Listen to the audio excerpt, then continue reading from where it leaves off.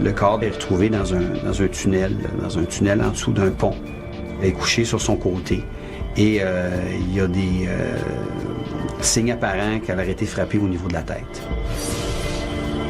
Il écœurait dès qu'il pouvait, il l'envoyait promener comme il voulait. Combien d'enfants ont été abusés dans une famille d'accueil, s'en vont dans une autre, continuent à être abusés jusqu'à ce que l'abuseur en abuse d'autres aussi. On parle d'un enfant qui a eu une enfance assez tumultueuse, puis qu'en plus, il y a le syndrome de Tourette. Alors, c'est sûr que ça fait quelque chose qui est explosif en soi. Le samedi 18 août 2007, sur l'heure du midi, l'inquiétude monte dans un centre jeunesse situé dans l'est de la ville de Montréal. Une pensionnaire manque à l'appel. Quelques heures plus tôt, Francesca Saint-Pierre, 14 ans, a demandé la permission de se rendre à la bibliothèque située tout près. Elle n'est toujours pas rentrée, et ce n'est pas dans ses habitudes d'être en retard pour le dîner. Les intervenants se mettent à sa recherche. Leur premier réflexe est de contacter la mère de Francesca. Ils m'ont téléphoné pour savoir si ma fille était chez nous. Et j'ai dit non, sa journée de visite, c'est pas aujourd'hui, c'est demain. Elle est supposée aller à la bibliothèque. Ils vont se rendre à la bibliothèque et les gens de la bibliothèque vont leur mentionner que Francesca s'est jamais rendue à la bibliothèque. Lui est-il arrivé quelque chose en chemin? Le prétexte de sa visite à la bibliothèque a-t-il servi à masquer une fugue? Les intervenants demandent l'aide de la police. Moi, je savais, je dis, c'est pas une fugue certain parce que ma fille a jamais fugué. Puis, si ça aurait eu dans l'idée de fuguer ou quoi que ce soit, je suis sûre qu'elle m'aurait appelé. Faut comprendre ça, sa mère, c'était vraiment tout son univers à cette petite fille-là. Un agent se rend chez José. Il laisse entendre qu'elle est de mèche avec sa fille et qu'elle la cache chez elle. José se défend et lui répète qu'elle est sans nouvelles de Francesca. Les recherches s'organisent. Les policiers patrouillent les environs du centre jeunesse et diffusent un avis de disparition sur Internet. La mère de Francesca se met elle aussi de la partie. Dans la journée, j'ai fait faire des affiches avec sa pesanteur, sa grandeur. Puis il y avait sa photo aussi. Puis on a passé ça là, pour essayer de la retrouver puis tout. La journée s'écoule sans que Francesca ne donne signe de vie. Que lui est-il arrivé entre le centre jeunesse et la bibliothèque?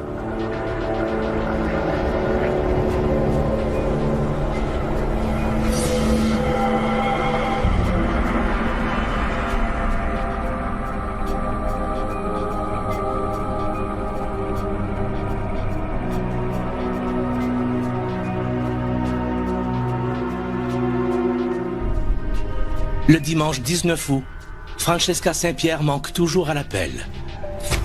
Plus de 24 heures se sont écoulées depuis sa disparition. Le 19 août, vers 16h45, des citoyens vont remarquer une silhouette qui semble pour eux autres un itinérant qui est étendu sous un tunnel dans le parc Armand-Bombardier.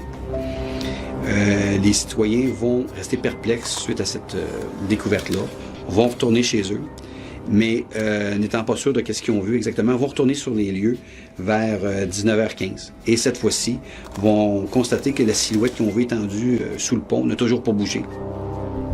Ils appellent la police, qui vient confirmer la macabre découverte. Il s'agit bel et bien d'un cadavre. Une adolescente a succombé à l'attaque violente de son agresseur. Ça sonne à 1h du matin. Moi, dans ma tête, ils ont retrouvé ma fille, puis elle est vivante, ma fille. Ils disent qu'ils ont retrouvé une jeune de 14 ans qui est assassinée. Ah, je dis, c'est pas ma fille, moi, elle est disparue, mais ils l'ont pas retrouvée.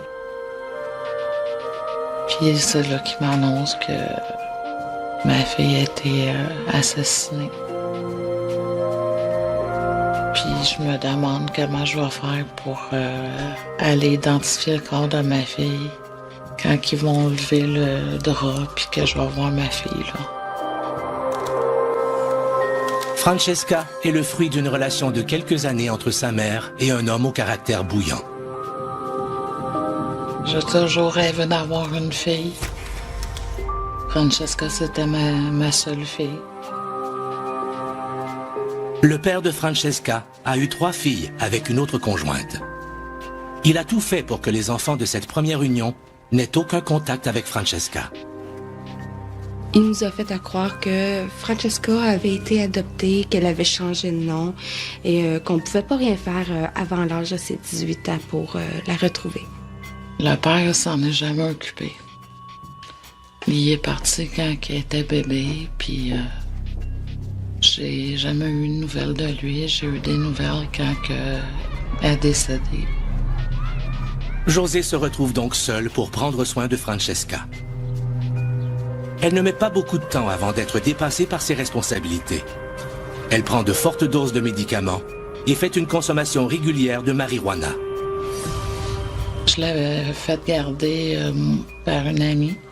Puis elle a laissé à son père de 70 ans. Puis lui, il a téléphoné les policiers pour dire que j'avais laissé ma fille puis que j'avais jamais été la rechercher. Cet incident et d'autres finissent par faire la preuve que José n'est pas en mesure de s'occuper adéquatement de Francesca. On la confie à des gens qui promettent de veiller sur elle. Pour José, la perte de la petite fait remonter à la surface de douloureux souvenirs. Moi, j'ai été placée toute mon enfance, dès l'âge de 2 ans. J'ai eu beaucoup de misère à pardonner à ma mère. Mais la petite Francesca, âgée de 2 ans, n'a pas de chance. Les gens qui sont censés la protéger lui font subir des mauvais traitements. Ce n'est qu'à l'âge de 5 ans que Francesca retrouve enfin sa mère. Malheureusement, cette dernière s'est fait un nouveau conjoint qu'elle fréquentera plusieurs années. Et la situation ne tarde pas à se dégrader. Lui, ça faisait des années qu'il consommait. Moi, je consommais pas. Puis un moment donné, j'ai flanché. En plus de la marijuana, José se met à consommer de la cocaïne. Elle n'est plus en mesure de bien veiller sur sa fille. Son conjoint en profite. Francesca raconte à sa mère que son conjoint la rend mal à l'aise et l'intimide. José, qui n'a jamais rien remarqué d'anormal, ne juge pas bon d'intervenir. Francesca continue d'endurer la présence et la proximité de cet homme jusqu'à l'âge de 11 ans. Cette fois, elle se tourne vers un professeur, espérant trouver une oreille plus attentive. Elle est allée à l'école une journée, puis le soir, elle n'est jamais revenue. J'ai eu un téléphone à 7 heures le soir. Elle était au poste de police à Place Versailles. C'est qu'on regarde les faits. D'abord, il y a ce que l'enfant dit. Il y a les faits qu'on vérifie. Il y a aussi ce qu'est devenu l'enfant, tout ça. Et la conclusion à laquelle on doit arriver, c'est est-ce que tout ça fait que son développement et sa sécurité sont compromis? Parce que c'est de ça qu'on parle. Alors, quand on dit, mais oui, son développement est compromis, mais oui, sa sécurité est compromis, à ce moment-là, on enclenche un processus. Francesca est prise en charge par l'État. C'est pour sa propre protection qu'elle est envoyée en centre jeunesse. Ironiquement, c'est dans un parc non loin du foyer qu'on découvrira son cadavre meurtri.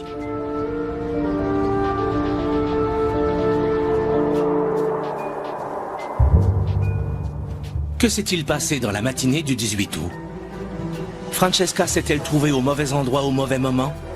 Ou au contraire, était-elle la cible d'un détraqué qui attendait le moment propice pour l'assassiner? Dans la soirée du 19 août 2007, le corps de Francesca Saint-Pierre, 14 ans, est retrouvé dans un parc, non loin du centre jeunesse, où elle était placée pour sa protection.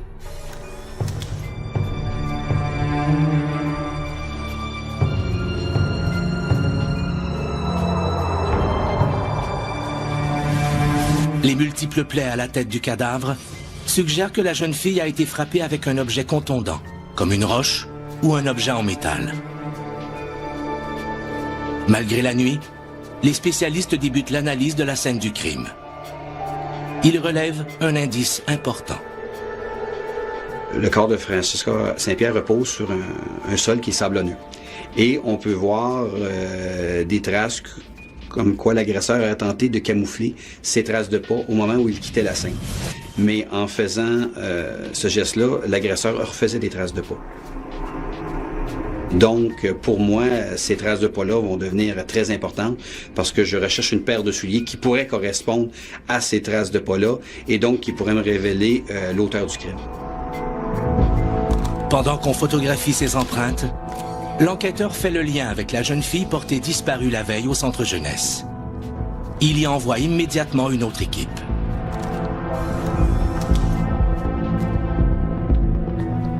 Ce centre jeunesse abrite un groupe d'adolescents, gars et filles, avec des problèmes particuliers et des besoins spéciaux.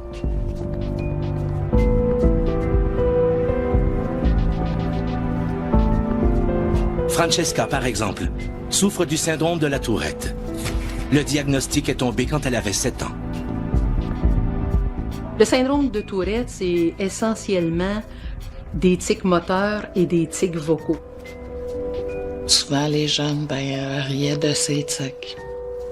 Puis, dans ce temps-là, elle venait hors d'elle, là. D'autres pensionnaires du centre souffrent également du syndrome de la Tourette. On peut avoir des tics moteurs et des tics vocaux, mais auxquels vont s'ajouter principalement une association de symptômes tels des obsessions-compulsions qui vient compliquer le tableau. De la provocation, de la manipulation, un peu d'agressivité, des crises explosives absolument démesurées. J'avais toujours des appels de l'école, comme quoi que Francesca fonctionnait pas, qu'elle avait dit des gros mots au professeur, elle avait frappé, souvent elle a été expulsée de l'école. À la maison, Francesca fait aussi de violentes crises, souvent déclenchées par de petites contrariétés. José doit alors la contrôler physiquement. Quand ils sont en crise, c'est pas évident. On dirait qu'ils ont le double de force, là. Au cours d'une de ces crises, Francesca menace un de ses proches avec un couteau. On décide de l'envoyer à l'hôpital de Rivière-des-Prairies, spécialisé en santé mentale pour les enfants. Elle y séjourne 4 mois. C'est à ce moment qu'elle commence à prendre des médicaments pour contrôler ses tics.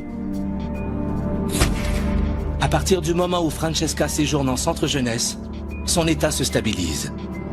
Elle fréquente une école spécialisée et rend visite à sa mère toutes les fins de semaine. Quand elle venait chez nous, elle était toujours à moi, elle avait de la misère à se faire des amis, à aller jouer dehors, parce qu'elle voulait être avec moi. Malheureusement, le conjoint de José est toujours dans les parages. Il s'agit d'une entorse aux conditions de visite de Francesca qui ne doit en aucun cas se retrouver en présence de cet homme. Elle demandait à Francesca justement de mentir parce que José était dans un état de pauvreté, donc lui, il l'aidait, son conjoint, monétairement. Et bon, elle était toxicomane, elle était sur la cocaïne, elle en a parlé elle-même aussi. Elle avait peur de perdre cet acquis-là. Les enfants ne veulent pas perdre l'affection du parent, ne veulent pas perdre ce contact avec la famille. Ils savent bien mentir. C'était pas dur de se rendre compte en rentrant que c'était pas un milieu de vie pour des enfants. Mais C'était au centre jeunesse, à la DPJ, d'enquêter, d'aller gratter, de voir ce qui se passe là, d'aller faire des visites, de se pointer. Malgré tout, Francesca continue de s'épanouir auprès des intervenants du centre jeunesse. 5 jours avant sa mort, elle note ceci dans son journal. On a fait des muffins à l'avoine, c'était cool. J'ai écouté la télévision. Après, j'ai été faire ma détente dehors. J'ai écouté musique et après, j'ai soupé. Des pâtes à la sauce rosée. Et finalement, j'ai fait ma pause.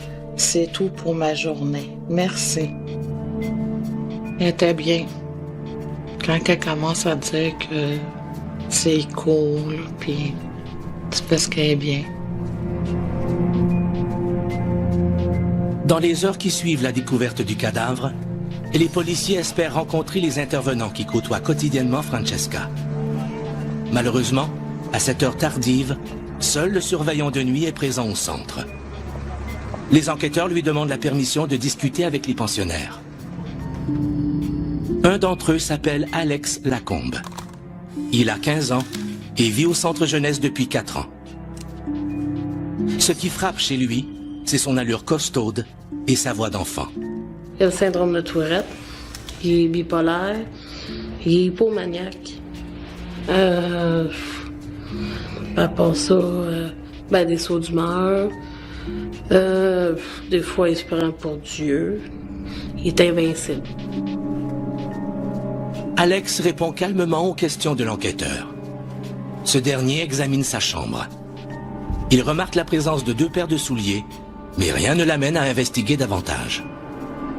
Celui-ci va mentionner avoir passé sa journée de samedi au parc Rivière-des-Prairies et avoir trouvé la carcasse d'un énorme brochet, non loin là, de la berge de la rivière, au parc Armand-Bombardier. Et à ce moment-là, au moment où les policiers fouillent les alentours de la scène de crime, on va retrouver effectivement la carcasse d'un poisson, d'un brochet. Ce détail n'implique pas forcément Lacombe dans la disparition de Francesca. Le parc est une destination populaire auprès des résidents qui ont la permission de quitter le centre pendant la journée. Malgré les efforts des enquêteurs, aucune information obtenue cette nuit-là n'est suffisante pour les mettre sur une piste. Plus les heures passent, plus les risques de voir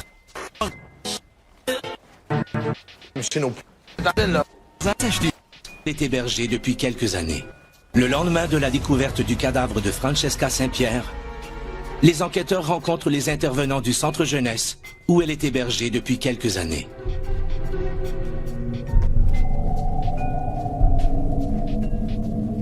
Alors, je vais rencontrer le travailleur social qui va me dresser un portrait de Francesca, me mentionnant que c'est une petite fille qui est bien équilibrée, qui est capable qui n'embarquerait pas avec un étranger.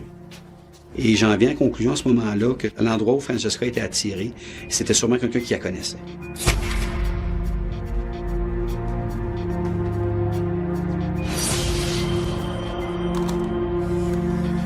Au cours du même entretien, les enquêteurs apprennent qu'un des pensionnaires a attiré l'attention d'une éducatrice en essayant de se débarrasser d'une paire de souliers durant la fin de semaine.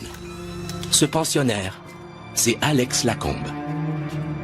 Et quand confronté à ce fait-là, quand l'éducatrice va demander la raison pour laquelle ses chaussures sont à l'arrière du centre, à ce moment-ci, celui-ci va prendre les chaussures, va aller les placer immédiatement dans sa chambre et par la suite va avoir un malaise, va tomber sans connaissance.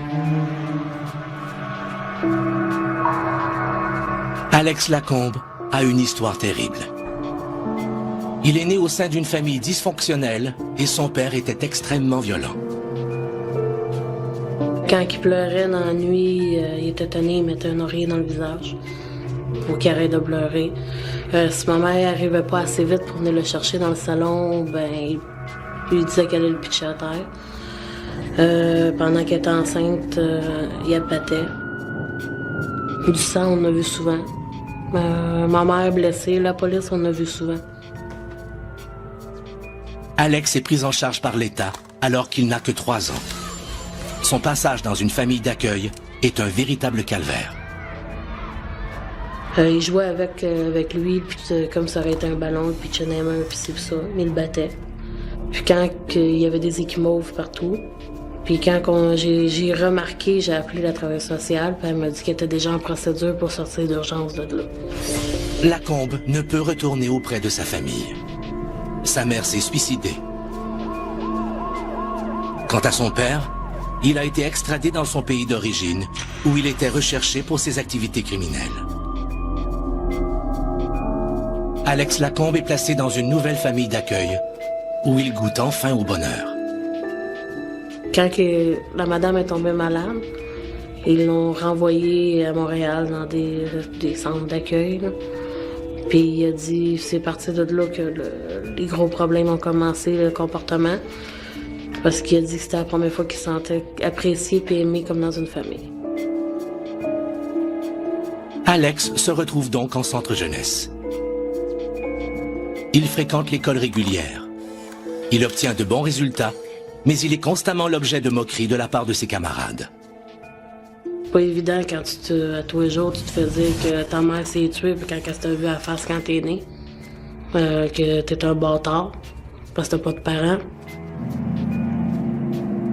S'il se sent toujours la victime de ses pairs, mais il peut vouloir faire porter l'odieux de la victimisation, si vous voulez, sur des plus jeunes, parce qu'il y aura pas, il va avoir le dessus sur les plus jeunes, mais pas sur ses pairs.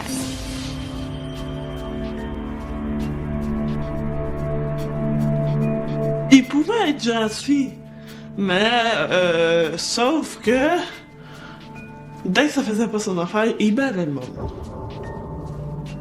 Fallait pas le contrarier, fallait pas le contredire, fallait toujours se faire son moment. Pour le jeune homme de 15 ans, les filles sont des boucs émissaires parfaits. Moi, je te dis, je vais te tuer ma colle, je vais te frapper ma tabarnak. Si tu dis ça, je vais continuer à t'envoyer chier ou... Si certaines pensionnaires sont capables de lui tenir tête, ce n'est pas le cas de Francesca Saint-Pierre qui est beaucoup plus introvertie et timide. Très vulnérable, très influençable, très sensible, très fragile, facile à contrôler, puis un peu trop gentil, t'sais. Il y a aussi tout le phénomène de victimisation. Alors qu'une jeune fille qui est victime depuis à peu près sa naissance, abandonnée, qu'une enfant, je parle pas je parle plus généralement puisque je connais pas les détails de cette situation, mais que ce soit un groupe de filles ou un groupe de garçons, elle se positionnera en victime. Alex Lacombe commence par faire des avances à Francesca. Il lui promet une console de jeux vidéo en échange de faveurs sexuelles. Francesca raconte tout à sa mère. José alerte le centre et les autorités. Des mesures sont prises. Eux autres ont pris la plainte. Le centre où est-ce qu'elle était, ils étaient plus supposés de se côtoyer ensemble. Que ce soit à l'extérieur ou à l'intérieur. Il fallait toujours qu'ils soient en présence d'éducateurs. Mais l'intimidation s'accentue. À plusieurs reprises, Alex réussit à déjouer la vigilance des surveillants et à croiser le chemin de Francesca. Les plaintes de l'adolescente ont-elles décuplé l'hostilité d'Alex? Il y a eu des périodes où lui, il a fait des crises à l'heure des repas, où il a traité de chienne, de salope. Je pense qu'il n'y a pas un mot qu'il n'a pas dit. Tu vas voir quand je vais te pogner. Vous savez, quand vous avez un tic, vous pouvez l'émettre puis vous en avez pas conscience. C'est la même chose pour les paroles grossières. Quand vous les dites, c'est plutôt en réaction. C'est pas longtemps pensé d'avance. Puis c'est vraiment réactionnel. C'est comme une impulsion. C'est comme un tic. Un tic, c'est une impulsion motrice. Puis ça, les paroles grossières, c'est une impulsion motrice. Dans les insultes proférées par Alex, quelle est la part d'intimidation intentionnelle et celle du syndrome de la Tourette? C'est impossible à déterminer. Et peu importe la réponse, les effets sur Francesca sont dévastateurs. C'est sûr que l'éducateur ne peut pas laisser ce délinquant agresser l'enfant en protection. Il doit le retirer, donc ça va être l'isolement, il va avoir des conséquences aux gestes qu'il va poser, il ne pourra pas, avoir telle et telle activité avec les autres, mais il reste que les moyens sont assez limités. À quelques reprises, Alex est envoyé en isolement dans sa chambre. Il y reste parfois jusqu'à 48 heures. À sa sortie, les intervenants exigent qu'il se comporte de façon exemplaire. J'ai un syndrome de Tourette. Je suis victime de l'autorité des gens autour de moi qui maintiennent le fait que je devrais changer, mais je suis pas capable de changer, puis donc je deviens plus facilement frustrée, frustrable, etc. Pour Alex, le refus de Francesca et les heures d'isolement sont difficiles à digérer. Il s'ajoute à la longue liste des rejets qu'il a vécus depuis l'enfance. La situation se dégrade. Moi, je disais, mais faites de quoi? L'éducateur m'a fait de quoi avant qu'il la tue ou qu'il fasse de quoi de grave, là? Tu sais, regarde, là, il arrête pas de fesser dessus. Faites de quoi, là? Ils n'ont jamais rien fait. C'était injurieux, c'était très discrétion envers Francesca, mais il faut se rappeler le contexte. Ça semblait faire partie, pas des normes, mais de comportements qui arrivent avec ces jeunes-là dans le centre, entre les jeunes pensionnaires et les intervenants, faisaient les actions adéquates là, pour que ça cesse. Moins de 24 heures après la découverte du cadavre de Francesca, les enquêteurs sont mis au courant du rapport bourreau-victime existant entre Alex et l'adolescente. Ils le rencontrent à nouveau. Et ceux-ci, quand ils vont se présenter dans la chambre, vont constater qu'il manque une paire de chaussures et que la paire de chaussures restante a une odeur de Windex, comme si quelqu'un venait d'asperger les souliers avec du Windex pour les laver. Les indices pointant vers Lacombe sont tellement nombreux que les enquêteurs décident de l'arrêter. Alex aurait-il finalement mis ses menaces à exécution? Alex Lacombe, 15 ans, est soupçonné d'avoir assassiné Francesca Saint-Pierre, de 1 an sa cadette. Les deux vivaient dans le même centre jeunesse.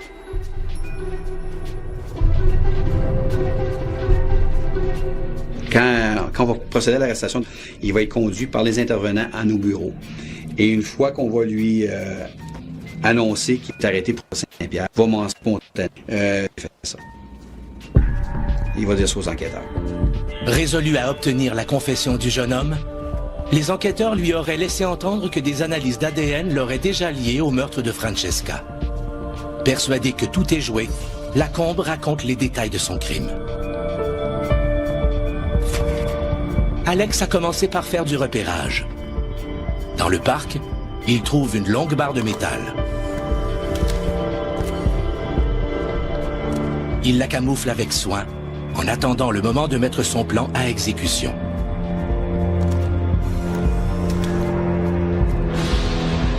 Afin de se rapprocher de Francesca et de l'attirer dans son guet-apens, il lui fait croire qu'il veut lui donner une console de jeux vidéo.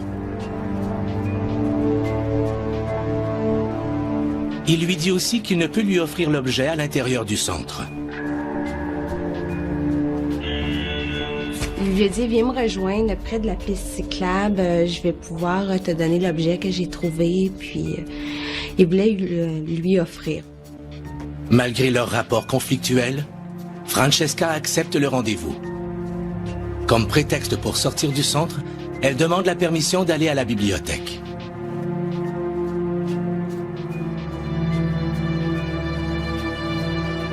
Lacombe, quant à lui, profite d'un moment où le surveillant est à la salle de bain pour filer en douce. À l'heure convenue, Francesca vient rejoindre Alex à l'endroit qu'il lui a indiqué. Pendant que Francesca fouille dans le sac à dos d'Alex à la recherche de la console vidéo tant désirée, Alex récupère son arme. Francesca Saint-Pierre ne semble pas porter aucune plaie de défense, comme si elle ne s'est pas défendue contre son agresseur, comme si possiblement elle aurait été frappée alors qu'elle regardait en direction opposée de l'agresseur. Lacombe frappe Francesca d'un premier coup à l'arrière de la tête. elle tombe. Il s'acharne ensuite sur sa victime et la frappe 5 fois avec sa lourde barre de métal. J'ai toujours dit de jamais toucher une femme. Puis c'est ça qui est arrivé pareil. Puis je pourrais pas y pardonner, mais je peux pas m'empêcher de l'aimer non plus. Alex, qui avait prévu le coup, traîne ensuite le corps de Francesca jusqu'au tunnel qui se trouve sous le pont de la piste cyclable. Puis, il prend la fuite, sans réaliser qu'il laisse des empreintes de semelles évidentes sur le sol autour du cadavre. Il emporte le sac à dos de Francesca et balance la barre de métal ensanglantée dans la rivière des Prairies. Des recherches vont être faites par les plongeurs de notre service de police de la Ville de Montréal, mais malheureusement, on ne retrouvera jamais cette barre-là. L'examen des blessures suggère que Francesca a mis quelques heures avant de rendre l'âme. Les cyclistes qui ont profité de cette belle journée ne se sont jamais doutés qu'une jeune fille agonisait à quelques mètres de distance. Je m'en ai voulu beaucoup parce que j'ai pas été là pour elle. C'était surtout ça. C'est un sentiment que je vais vivre avec, je pense, pour le reste de mes jours. C'était ma sœur, j'ai pas été là pour l'aider. C'est difficile à vivre. Lacombe revient au centre en sifflotant et en faisant des blagues. Il camoufle sous sa veste son chandail maculé du sang de Francesca. Personne ne soupçonne qu'il vient de commettre un geste d'une cruauté absolue. Lorsque les intervenants constatent l'absence prolongée de Francesca, c'est le branle-bas de combat. Ils alertent les policiers. Lacombe s'avise alors de faire disparaître les traces de sang qui tachent ses vêtements. Contrairement à ses habitudes, il fait une brassée de lavage en plein après-midi. Un peu plus tard, il chausse une autre paire d'espadrilles et retourne sur la scène du crime. Maladroitement, il tente de brouiller les empreintes que ses semelles ont laissées le matin même. Mais le fait de tenter de camoufler ses traces de pas, mais toujours en laisser, ça a été c'est une erreur qui nous a permis de le relier au crime. Après la visite des policiers durant la nuit qui suit la découverte du cadavre, Alex prend quelques précautions additionnelles. Il tente de se débarrasser des souliers avec lesquels il est retourné sur la scène du crime. Il les abandonne à l'extérieur du centre, mais une éducatrice les lui ramène aussitôt. Et à ce moment-là, il a décidé de tenter de camoufler cette preuve-là en détruisant les chaussures qui avaient laissé des traces de pas sur la scène, en les coupant en morceaux, en coupant les semelles de ces chaussures en plusieurs morceaux.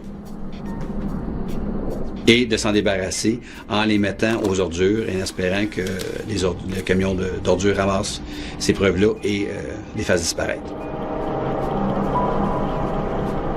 Lacombe s'informe même du jour de la collecte auprès des intervenants.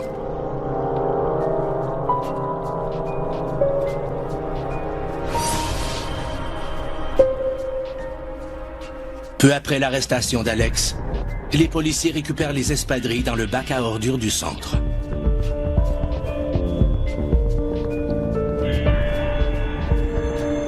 Malgré tout, le patron est visible encore sur les semelles et l'enquêteur qui était sur la scène de crime m'avise que les semelles correspondent avec le patron de semelles retrouvé sur la scène de crime.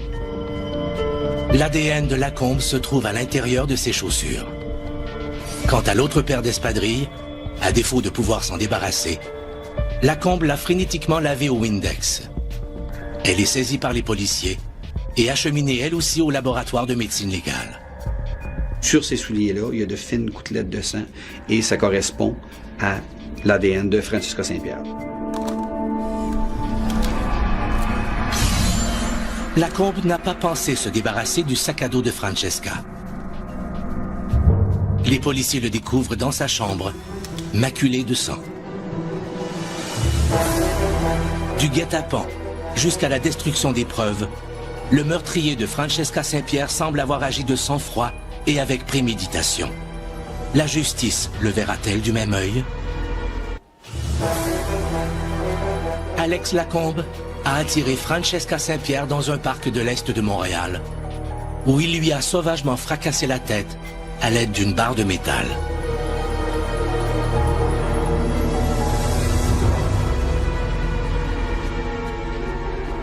Là, j'ai vidé ces choses au foyer, mais après, au salon, j'ai trouvé ça très difficile quand c'est venu le temps de quitter. Après 3 semaines, là, j'ai craqué. J'ai été obligée d'être hospitalisée pendant 3 semaines.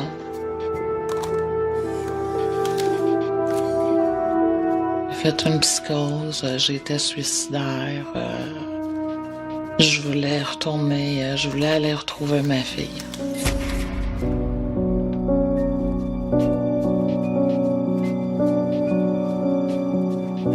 Une cérémonie de prière est organisée.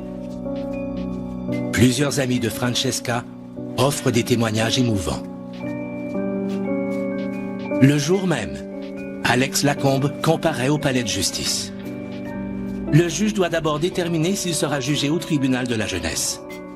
À partir de l'âge de 14 ans, quand il s'agit d'un crime de nature violente, le procès peut être transféré au tribunal pour adultes. Dans ce dossier-là, les éléments que possédait la couronne, l'âge du jeune n'avait que 15 ans au moment des événements, n'avait pas d'antécédent judiciaire. Il était de plus souffrait de troubles psychologiques. Alors celui-ci, je vous dirais, n'entrait pas dans les critères pour être déféré, pour être jugé comme un adulte. Alex Lacombe est donc jugé au tribunal de la jeunesse. J'ai aucune pitié pour lui. Mais c'est pas parce qu'il a tué à 15 ans, mais je m'excuse, il savait très bien ce qu'il faisait. Puis je verrais pas pourquoi il paierait pas pour qu'est-ce qu'il a fait. Un coup de théâtre se produit à la fin de l'enquête préliminaire. Le juge refuse d'admettre en preuve l'enregistrement vidéo de l'interrogatoire dans lequel Alex raconte comment il a soigneusement préparé son crime.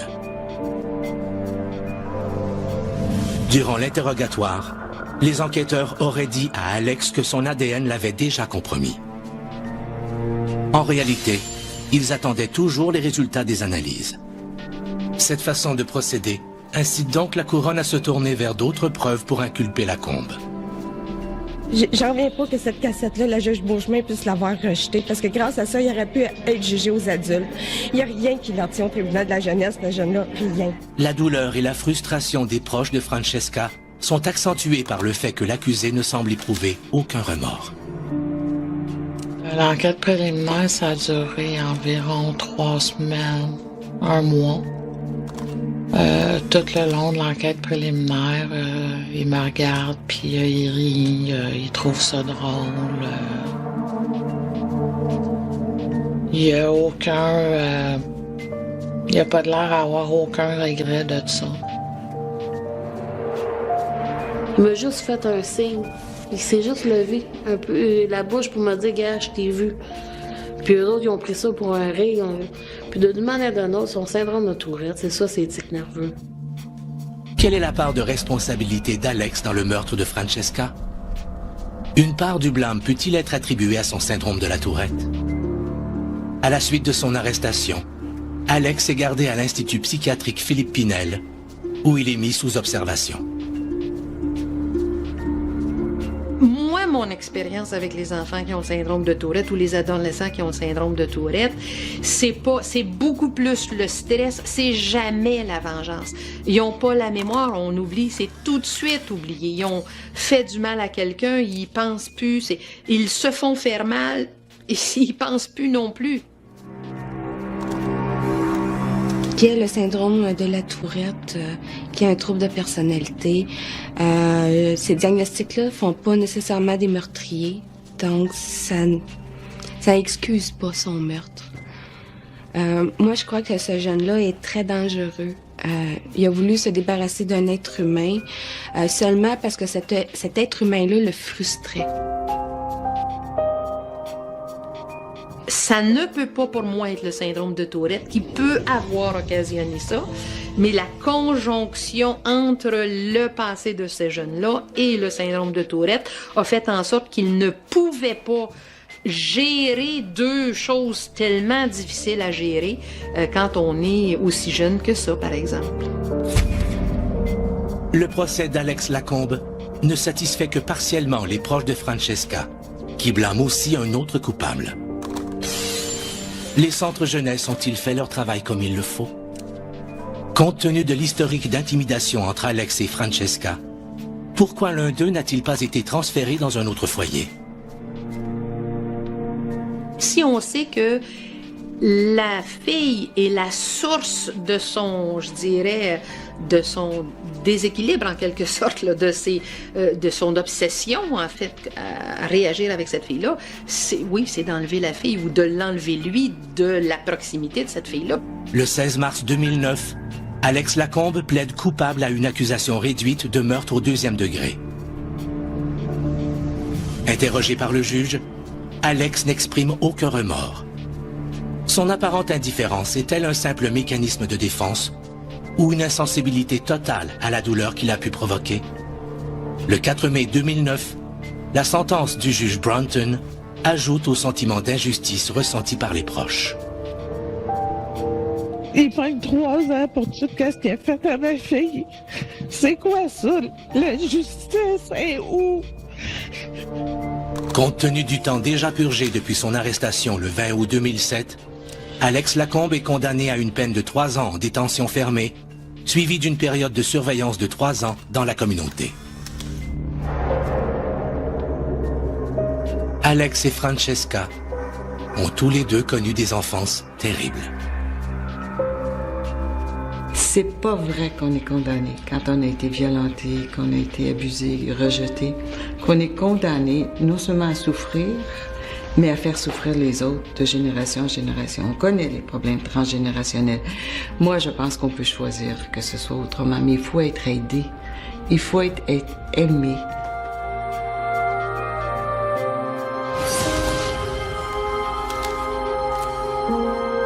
Moi, souvent, j'ai dit aux enfants, on n'avait pas le droit de vous violenter, on n'a pas le droit de vous affamer, on n'avait pas le droit de vous rejeter. Je suis en colère avec vous, mais ceci étant dit, mais qu'est-ce qu'on fait de cette colère-là? Cette colère doit être canalisée pour que je me solidifie, pour que je puisse réussir ma vie. Être contre les autres, violenter les autres, ça n'a jamais rendu personne heureux. La façon qu'on classe ce dossier-là, je vous dirais c'est un dossier qui est assez, je vous dirais, pathétique de voir l'histoire de vie de ces deux jeunes-là et d'en arriver à ça, d'en arriver à un meurtre et de voir ça, c'est quelque chose de... C'est assez triste, c'est deux histoires très tristes qui en arrivent à un déroulement tragique. Pendant que Francesca s'épanouissait, Alex a préféré céder à l'appel de ses démons. L'âge d'Alex, son passé difficile et ses problèmes de santé mentale ne pourront jamais excuser son crime. Si un tel drame se préparait dans votre entourage, sauriez-vous le voir venir?